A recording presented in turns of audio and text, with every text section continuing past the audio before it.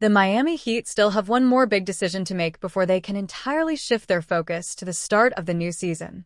There's one argument to be made that this decision could lead to a nightmare that the team should be looking to avoid at all costs, and, as you'd expect, it revolves around Tyler Herro's extension. Historically, the Heat likes to keep its own. If they develop a player, you rarely see them trade said player, unless it is in lieu of a superstar acquisition. Interestingly enough, that could be a criticism of the way the front office operates, but that's consistently been the team's philosophy of late. For better or worse, Herro falls into that category for the Heat. Since selecting him with the 13th overall pick in the 2019 NBA draft, the Heat's fingerprints have been all over Herro's development. From a player who is expected to just give the Heat a three-point shooting boost, Herro has blossomed into an all-star for the team. All that said, giving him a massive contract extension still wouldn't be in the best interest of the team.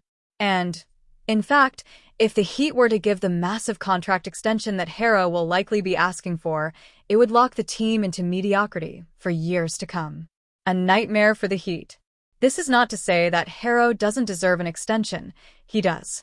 He's answered every challenge from the Heat and is coming off the best season of his career to date. On paper, he's more than done enough to warrant a big payday. That doesn't mean it has to come from the Heat. If the Heat give Herro a massive extension, he's eligible for a max extension that is worth $150 million over the next 3 years. It would lock them into a core that is good, but not great. As individually good as Bam Adebayo and Herro are, they haven't been good enough for the Heat. Last year, with Herro and Bam being the number 1 and 2 options for the majority of the season, the Heat barely snuck into the playoffs and were embarrassingly swept by the Cleveland Cavaliers. The Heat knows Herro and Bam's ceiling as their top duo, and it's not championship level. With Herro and Bam leading the way, the Heat will probably continue to be in the playoff conversation, but they'll never be good enough to win a championship. And for a franchise that is all about championships, I'm not sure how they can make a decision that will lock themselves into mediocrity for the foreseeable future. That's the nightmarish scenario that will await the Heat if they give Herro a huge extension. And that's where this becomes a difficult decision for Miami. Herro deserves to get paid, but if the Heat are the team that does it, it's hard to take them as a serious championship contender in the Eastern Conference. The Miami Heat made it quite clear that they're still, unsurprisingly, committed to both Jaime Jaquez Jr. and Kel'el Ware. The Heat officially picked up their 4th and 3rd-year team options, respectively, with the start of training camp on the horizon. Of course, neither of these decisions should come as a huge surprise. Whereas coming off a truly strong rookie season and continued to show impressive signs of development during the summer, much will be expected from Ware as he prepares for his sophomore season, in which he'll almost certainly begin the season as the full-time starting center for the Heat. On the other hand, even though Jaquez Jr. had somewhat of a sophomore slump, the hope is that he'll still be able to bounce back in his own right. He had a strong rookie season and battled through some injuries during year 2. It remains to be seen if he can rebound to the place he was at his peak during his rookie season, but it would be foolish for the Heat to throw in the towel on his potential this early in his development. Jaquez Jr. and Ware could play key roles this season for the Heat. Interestingly enough, even though much of the Heat's attention heading into the start of the new season will revolve around Tyler Herro's health and Bam Adebayo, and perhaps even the new addition of Norman Powell, there's a scenario in which Jaquez Jr. and Ware play a huge role for the team this season. In fact, I'd argue that if the Heat are going to be successful, and if they're going to be somewhat of a surprise team in the Eastern Conference, they're almost certainly going to need huge contributions from both Jaquez Jr. and Ware. Both players are not close to hitting their ceiling yet, and if they take another big step forward in their development this season, it will only raise the expectations for the Heat in a wounded Eastern Conference.